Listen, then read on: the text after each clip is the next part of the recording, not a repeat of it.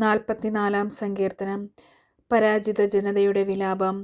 ദൈവമേ, പൂർവകാലങ്ങളിൽ ഞങ്ങളുടെ പിതാക്കന്മാർക്ക് വേണ്ടി അങ്ങ് ചെയ്ത പ്രവൃത്തികൾ അവർ ഞങ്ങൾക്ക് വിവരിച്ചു തന്നിട്ടുണ്ട്.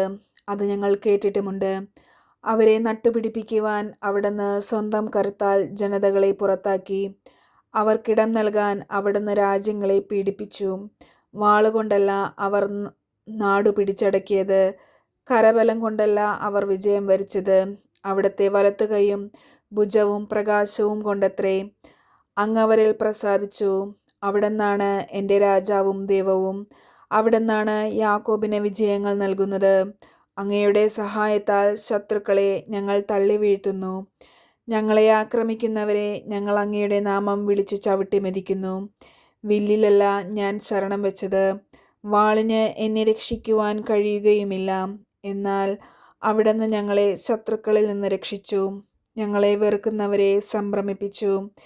ഞങ്ങൾ ദൈവത്തിൽ നിരന്തരം അഭിമാനം കൊണ്ടു. അങ്ങയുടെ നാമത്തിന് ഞങ്ങൾ എന്നും നന്ദി പറയും. എന്നിട്ടും അവിടുന്ന് ഞങ്ങളെ തള്ളിക്കളയുകയും അപമാനത്തിലാഴ്ത്തുകയും ചെയ്തു. ഞങ്ങളുടെ സൈന്യങ്ങളോടൊപ്പം വന്നതുമില്ല. ശത്രുവിൻ്റെ മുൻപിൽ തോറ്റോടാൻ അവിടുന്ന് ഞങ്ങൾക്കിടവരുത്തി. അവർ ഞങ്ങളെ കൊള്ളയടിച്ചു. അവിടുന്ന് ഞങ്ങളെ കൊല്ലാനുള്ള ആടുകളെ പോലെയാക്കി. ജനതകളുടെ ഇടയിൽ ഞങ്ങളെ ചിതറിച്ചു. അവിടുന്ന് സ്വന്തം ജനത്തെ തുച്ഛവിലയ്ക്ക് വിറ്റു. അവിടുന്ന് അവർക്ക് വില കൽപ്പിച്ചില്ല. അവിടുന്ന് ഞങ്ങളെ അയൽക്കാർക്ക് അപമാനപാത്രവും ചുറ്റുമുള്ളവർക്ക് നിന്ദാവിഷയവും പരിഹാസപാത്രവുമാക്കി. അവിടുന്ന് ഞങ്ങളെ ജനതകൾക്കിടയിൽ പഴമൊഴിയാക്കി. രാജ്യങ്ങൾക്കിടയിൽ ഞങ്ങൾ അവഹേളിതരായി. ദിവസം മുഴുവൻ എൻ്റെ അപമാനം എൻ്റെ മുൻപിലുണ്ട്. ലജ്ജ എൻ്റെ മുഖത്തെ ആവരണം ചെയ്യുന്നു. നിന്ദകരുടെയും ദുഷ്കരുടെയും വാക്കുകൾ കൊണ്ടും ശത്രുവിൻ്റെയും പ്രതികാരേച്ഛുവിൻ്റെയും ദർശനം കൊണ്ടും തന്നെ ഞങ്ങൾ അങ്ങയെ മറന്നില്ല. അങ്ങയുടെ ഉടമ്പടിയോട് അവിശ്വസ്തത കാണിച്ചില്ല. എന്നിട്ടും ഇത് ഞങ്ങൾക്ക് സംഭവിച്ചു. ഞങ്ങളുടെ ഹൃദയം പിന്തിരിയുകയോ ഞങ്ങളുടെ കാലടികൾ അങ്ങയുടെ വഴി വിട്ടുമാറുകയോ ചെയ്തില്ല. എന്നിട്ടും അവിടുന്ന് ഞങ്ങളെ കുറുനരികളുടെ സങ്കേതത്തിൽ ചിതറിക്കുകയും കൂരിരുട്ടുകൊണ്ട് ഞങ്ങളെ മൂടുകയും ചെയ്തു.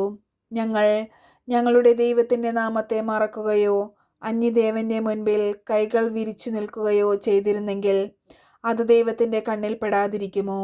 ഹൃദയരഹസ്യങ്ങൾ അവിടത്തേക്ക് അറിയാമല്ലോ. ഞങ്ങൾ അങ്ങയെ പ്രതി എല്ലായ്പ്പോഴും വധിക്കപ്പെടുന്നു. അറക്കാനുള്ള ആടുകളായി ഞങ്ങൾ കരുതപ്പെടുന്നു. കർത്താവേ, ഉണർന്നെഴുന്നേൽക്കണമേ. അവിടുന്ന് ഉറങ്ങുന്നതെന്ത്? ഉണരണമേ.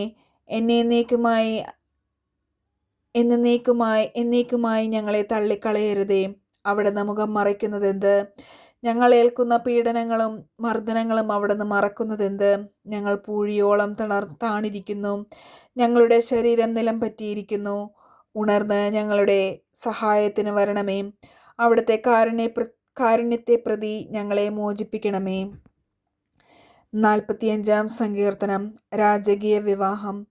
എൻ്റെ ഹൃദയത്തിൽ ഉദാത്തമായ ആശയം തുടിച്ചു നിൽക്കുന്നു.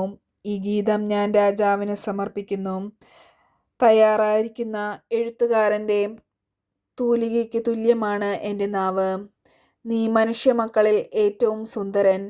നിന്റെ അധരങ്ങളിൽ വജോവിലാസം തുളുമ്പുന്നു.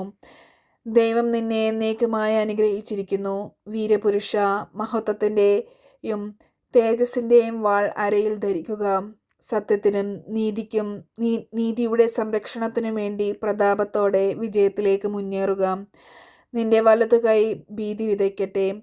രാജശത്രുക്കളുടെ ഹൃദയത്തിൽ നിന്റെ കൂരമ്പുകൾ തറച്ചു കയറും. ജനതകൾ നിന്റെ കീഴിൽ അമരും. നിന്റെ ദിവ്യസിംഹാസനം എന്നേക്കും നിലനിൽക്കുന്നു. നിന്റെ ചെങ്കോൽ നീതിയുടെ ചെങ്കോലാണ്. നീ നീതിയെ സ്നേഹിക്കുകയും ദുഷ്ടതയെ വെറുക്കുകയും ചെയ്യുന്നു.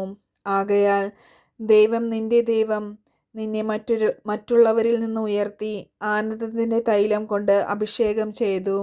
നിന്റെ അങ്കി നറും പശയും ചന്ദനവും ലവംഗവും കൊണ്ട് സുരഭിലമാക്കിയിരിക്കുന്നു. ദന്തനിർമ്മിതമായ കൊട്ടാരങ്ങളിൽ നിന്ന് തന്ത്രിനാദം നിന്നെ ആനന്ദിപ്പിക്കുന്നു. നിന്റെ അന്തഃപുര വനിതകളിൽ രാജകുമാരിമാരുണ്ട്. നിന്റെ വലതുവശത്ത് ഓഫീർ സ്വർണമണിഞ്ഞ രാജ്ഞി നിൽക്കുന്നു. മകളെ കേൾക്കുക, ചെവി ചായ്ച്ച് ശ്രദ്ധിക്കുക. നിന്റെ ജനത്തെയും പിതൃഭവനത്തെയും മറക്കുക. അപ്പോൾ രാജാവ് നിന്റെ സൗന്ദര്യത്തിൽ ആകൃഷ്ടനാകും. അവൻ നിന്റെ നാഥനാണ്, അവനെ വണങ്ങുക.